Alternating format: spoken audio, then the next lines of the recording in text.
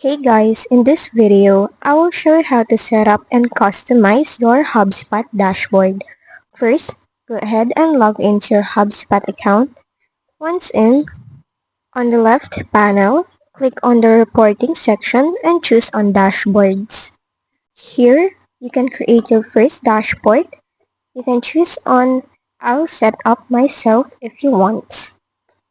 Now just go ahead and click on new dashboard. After that, give a name for it. For here, I'm gonna name it as test. Then, you can also choose on who can access it. After that, just go ahead and create your dashboard. Now that it has been created, you can go again to reporting and choose on dashboards. Now, you're inside the one that you just created. To start on customizing, click the Actions button at the top and choose Add Images, Text or Video. Now for here, just add in a title for your content. Then for the content, you can choose on Image. Then just go ahead and upload an image that you want to add to your dashboard. Once done uploading, just go ahead and select it. Now, click on the Add button. And there you have it. Your image is now on your dashboard. Now click again on Action.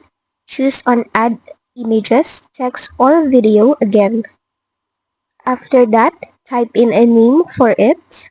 And for the content, here you can add a random text that you want to include in your dashboard. Then just click Add. And there you have it. It is now included in your dashboard. After that, you can also add a report. Click on From Save Reports or you can go ahead and create a new one. Here, just click on the Actions button beside your report name, then choose Add to Dashboard. Then click on Add again. Now, when you go back to your dashboard, if you scroll down, you can see that your reports are added in it. And that's just basically it.